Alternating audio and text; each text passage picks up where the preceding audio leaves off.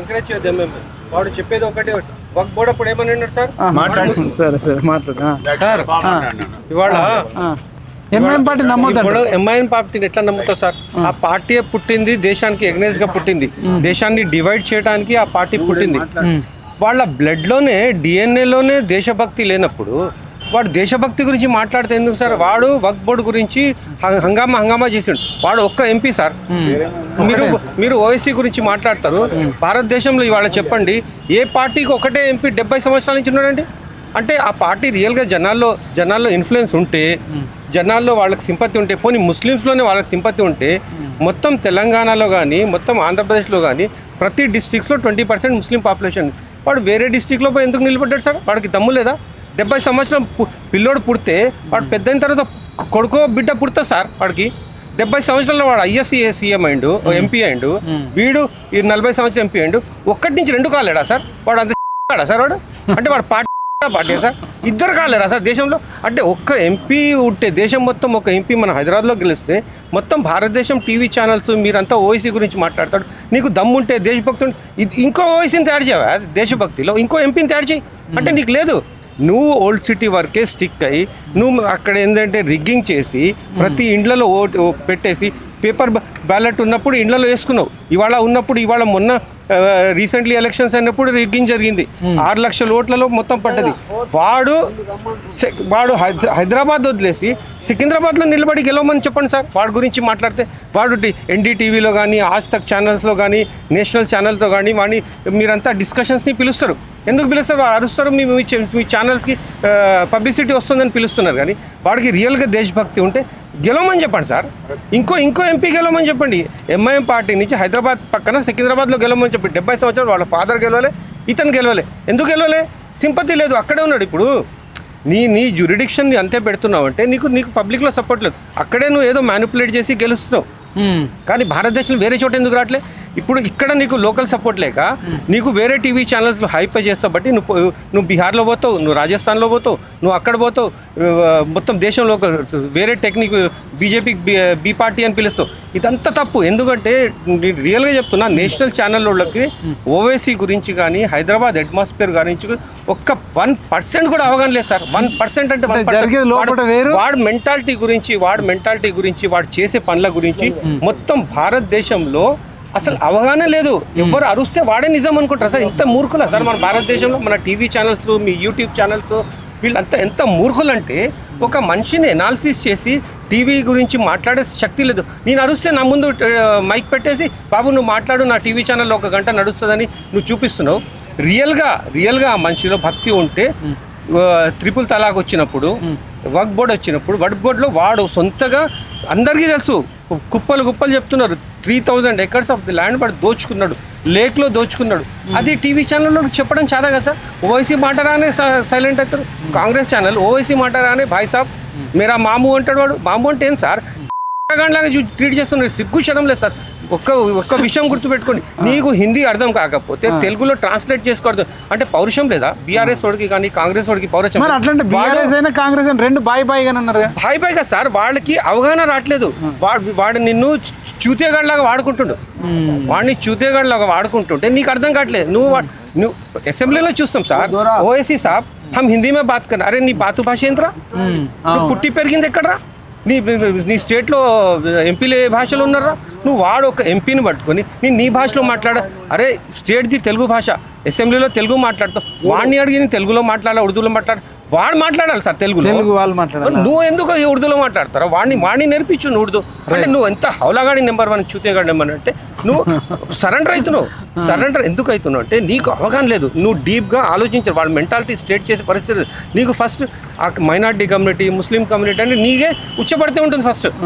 First నీకే ఎప్పుడైతే నీకే ఉచ్చపడినప్పుడు వాడు ఎట్లయినా నీకు అటాక్ చేస్తాడు సార్. నువ్వు ఒక్కసారి నువ్వు కౌంటర్ అటాక్ చేయి. జీవితంలో బీఆర్ఎస్ కానీ కాంగ్రెస్ కానీ ఎంఐఎంకి ఎప్పుడైనా కౌంటర్ అటాక్ చేశారా?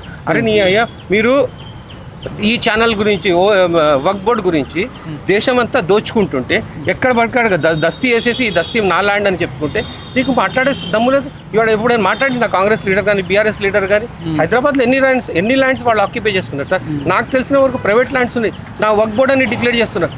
నీకు సోయలేదా సార్? అన్నం తినరా? గడ్డి తింటరా? తెలుగు మాట్లాడినంత తర్వాత నీకు అవగాహన లేదా? ఇవాళ తెలుగు జనాలకు చెప్తున్నా నేను, భారతదేశంలో నేషనల్ ఫీలింగ్ అనేది ఎక్కడుంది సార్? ఇవాళ మొత్తం స్టేట్స్, బీహార్ కానీ, రాజస్థాన్ కానీ, యూపీ కానీ, జమ్మూ కాశ్మీర్ కానీ, వీళ్ళందరూ అటాక్ అవుతున్నారు, బాంబ్ బ్లాస్ట్లు అవుతున్నారు, డైలీ పరేషాన్ ఉన్నారు. ఇక్కడ ఏమైనా అవగాహన ఉందా? నువ్వు పొలిటికల్గా ఎవరు తీసుకొస్తున్నావా? జనాల్లో నేషనల్ ఫీలింగ్ తీసుకొస్తున్నావా? మనం కూడా కలిసి మన దేశాన్ని మనం అక్కడ మన అన్న తమ్ములు, మన అక్క చెల్లెలు అక్కడ బాధపడుతున్నాం. అది మన దేశం. మనం దాని గురించి మనం ఇక్కడ సపోర్ట్ చేస్తే అటు ఆర్మీకి తెలుస్తుంది, అరే హైదరాబాద్లో కూడా ఇంత ప్రొసెషన్స్ అవుతుంది, పాకిస్తాన్ డౌన్ అని ప్రతి గల్లీకి మీ టీవీ ఛానల్ నుంచి మీరు ఇది చెప్పాలా, అంతేగాని నేనేదో మాట్లాడుతున్నానని నన్ను హైలైట్ చేసి మీ టీవీ ఛానల్కి 2 గంటలు నడిపించి మీకు టీవీ టైం కావాలా, కేబుల్ టైం కావాలని మీరు నడుపుకొని మీ బిజినెస్ చేసుకోవటం అది కాదు సార్ నేషనల్ ఫీలింగ్. ఇవాళ చెప్తున్నా, ఇంత జరుగుతుంటే ప్రతి టీవీ ఛానల్లోడు, ఇండియన్ టీవీ ఛానల్లోడు లైవ్గా చూపిస్తుడు. అవసరమా? ఎదటోడు చూడాడా సార్? నీకు ఎక్కడ ఏం జరుగుతుందో ఎదటోడు నాకు చెప్పు. పాకిస్తాన్లో సమా టీవీ ఉంది, ఆర్యా టీవీ ఉంది, ఇంకా 3-4 టీవీ ఛానల్స్ ఉన్నాయి. నాకు చెప్పు, ఎవడైనా వాళ్ళ దేశంలో ఏం జరుగుతుందో చూపిస్తుండా? అమెరికా యుద్ధం అయినప్పుడు అమెరికా వాడు ఎప్పుడైనా నీకు వార్ జరిగే ఫోటోలు ఎప్పుడైనా చూపించిండా? 9/11 తర్వాత వాళ్ళ బిల్డింగ్ ఎట్లా కూలిపోయింది నీకు తెలుసా? ఎంతమంది చచ్చిపోయిన, ఎంత మట్టి ఎట్లా లేపింది తెలుసా నీకు? అట్లీస్ట్ మట్టి ఎట్లా లేపింది తెలుసా? ప్రపంచానికి వాడు పడిపోయిన బిల్డింగ్ మట్టి ఎవరు లేపిండ్రు, ఏ క్రేన్తో లేపిండ్రు, ఏ జేసీబీతో లేపిండ్రు, నీకు ప్రపంచానికి తెలియదు. అంటే వాళ్ళ దేశంలో జరిగిన న్యూస్ని నువ్వు సెన్సర్ చేసేసి ప్రపంచాన్ని తెలియకుండా చేస్తే నీ హౌలా టీవీ ఛానల్ నాడు ప్రతిదీ నువ్వు లైవ్ ఇస్తావా? ఇక్కడ జరిగిందని లైవ్ ఫోటోలు చూస్తున్నావు. లైవ్ ఫోటో చూస్తే నీ ఎనిమికి తెలియదా?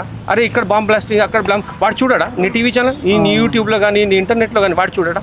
అంటే నీకు అవగాహన లేదా? టీవీ ఛానళ్ళకి కొంచెం బుద్ధి జ్ఞానం అనేది ఉండదా? దేశభక్తి, మనం ఏం చూపించాలా టీవీలో, ఏం చూపించకూడదు, అంత బేసిక్ నాలెడ్జ్ లేదా? నీకు ఉద్యోగం వచ్చింది, టీవీ ఛానల్ నడుపుతుంటే ఏదో ఎక్కడ పోయి అక్కడ కెమెరా పెట్టేస్తావా? అంటే సెక్యూరిటీ గురించి జరిగిందని అన్ని ఎందుకు చూపిస్తారా? నీకు సెక్యూరిటీ గురించి అవగాహన లేదా? నీకు చూపించాలిగా సెక్యూరిటీ గురించి. నువ్వు ఇది దేశం సెక్యూరిటీ, మన ఎనిమి కూడా ఇవన్నీ చూస్తాడు, వాడిని ప్రొటెక్ట్ చేసుకోవడానికి వాడు ఏమేమి చేయాలా అంటే వాడు కూడా వింటుండగా. నీ నాలెడ్జ్ నీకు ఇస్తున్నావు. నీ దేశం పక్కన దుష్మన్ నిన్ను ఎట్లా చంపాలా వాడు కూడా ఆలోచిస్తాడు. ఎందుకంటే టీవీ ఛానల్స్ ఎందుకు చూస్తారు? మీరు యూట్యూబ్ ఛానల్ చెప్పాలా, టీవీ ఛానళ్ళకి ఫస్ట్ అవగాహన నేర్పాలా. దేశభక్తి అంటే మనం ఏం ఛానల్లో చూపించాలా, ఏం చూపించకూడదు నేర్చుకోండి సార్. అక్కడ పోయి బీబీసీ కానీ, అల్ జజీరా, ఖతార్ ఛానల్ గురించి నేర్చుకోండి. వాడు న్యూస్ కవరేజ్ ఎట్లా, వాడు ముస్లిం కంట్రీ టీవీ ఛానల్ ఖతార్ వాడు, అల్ జజీరా వాడు ఇట్లాంటి న్యూస్ చూపించాడే, వాడు రెచ్చిపోయి న్యూస్ చూపించాడే. వాళ్ళ దేశం గురించి కానీ ఖతార్ గురించి ఎప్పుడని అల్ జజీరాలో న్యూస్ చూసారా? చూడలేదు. వాడు మొత్తం ముస్లిం కంట్రీని రెస్పెక్ట్ చేస్తాడు అల్ జజీరా వాడు కానీ ఇట్లాంటి న్యూస్ చూపించాడు. అరే నువ్వు రెచ్చిపోయి ప్రతిదీ టీవీ ఛానల్లో ఎక్కడ పడితే కెమెరా పెడుతున్నావు. ఆడ బాంబు పెడితే ఎంబడే పోయి అక్కడ చూపిస్తున్నావు. ఆడ ఒక మిజైల్ పడిందా నిన్నటి నుంచి, ఆ మిజైల్ గురించే నువ్వు చూపిస్తున్నావు. ఎందుకు చూపిస్తున్నావు పోయి? నాకు అవసరమా? కామన్ మ్యాన్ ఇప్పుడు నేనున్నా సార్, ఆడ మిజైల్ పడితే నేనేం చేస్తా సార్? నా దోస్తులంతా ఉన్నారు, ఆడ మిజైల్ పడితే వీళ్ళకి హ్యాపీ ఫీల్ కావాలా? అరే నీకు ఆర్మీకే కావాలరా బాబు? అది యుద్ధం పూర్తయిన తర్వాత మనం చూపించినా ఏం కదా, వాడు నడుస్తుంది, వాడు బాంబులు వేస్తుండు, ఎక్కడ ఏం బాంబులు వేస్తుండు, నువ్వు అన్ని టీవీ మీద చూస్తే వాడికి తెలియట్లే.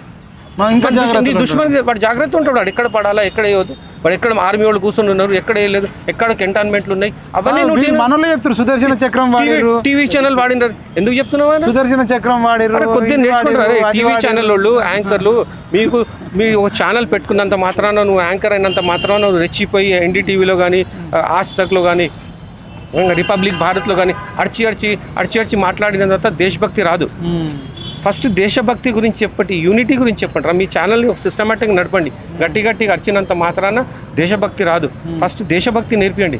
ఇక్కడ ఉన్న సీక్రెట్స్ పక్క దేశానికి చూపించబాకండి. ఎందుకు చూపిస్తున్నారు మీరు? స్కూల్ నుంచే, స్కూల్లో ఒక్క పిల్లగాడికి కూడా దేశభక్తి గురించి చెప్పరు, జవాన్ చెప్పారు. ఎట్లా మరి అన్న ఇది దేశం ఎట్లా బాగుపడాలి? దేశభక్తి గురించి చెప్పాలంటే ఒక 10 నిమిషాల క్లాస్ అని ఉంటుందా సార్? ఇప్పుడు ఎగ్జాంపుల్ మనం ఉన్నాం సార్, మన ఏజ్ గ్రూప్లో ఉన్నాం. అట్లీస్ట్ మనకు ఒక సోషల్ గ్యాదరింగ్ అని ఉన్నప్పుడు, మనం ఒక 10 మందిలు కలిసినప్పుడు ఈ విషయాలు మనం మాట్లాడాలి. ఈ విషయాలు మాట్లాడడం ఎందుకు సిగ్గుపడతారండి? దేశభక్తి గురించి మాట్లాడడం ఎందుకు సిగ్గుపడతారు? ఇది మీ టీవీ ఛానల్ జనాలు చెప్పండి. దేశం కంటే నా కులమే ముఖ్యమైనటోడు ఉన్నాడు, రాష్ట్రమే ముఖ్యమైనటోడు ఉన్నాడు. అది ఏం చేయాలంటే, ఎప్పుడైతే ఇప్పుడు ఫ్రీ టైం ఉన్నాడు ప్రతి భారతీయుడు ఏం చేస్తుండే, వాట్సాప్ చూసి, యూట్యూబ్ చూసేసి ఇదే చూస్తుండే పొద్దున్న సాయంత్రం. మీది కూడా ఒక రెస్పాన్సిబిలిటీ ఉంది యాజ్ ఏ ఫోర్త్ ఏమంటారు ఫోర్త్ అసిస్టెంట్ లాగా మీ రెస్పాన్సిబిలిటీ అందరికన్నా చాలా ఉంది. మీరు ఫస్ట్ ఎవరైతే మీ టీవీ ఛానల్ చూస్తారో వాళ్ళకు ఫస్ట్ దేశభక్తి గురించి ఎట్లా రోడ్ల మీద మాట్లాడాలా, ఎట్లా సొసైటీలో మీరు ఈ డిస్కషన్ చేయండి, ఈ సబ్జెక్ట్ గురించి డిస్కషన్ మీ ఛానల్లో చెప్తే బుర్రలో కూర్చుంటుంది. రైట్.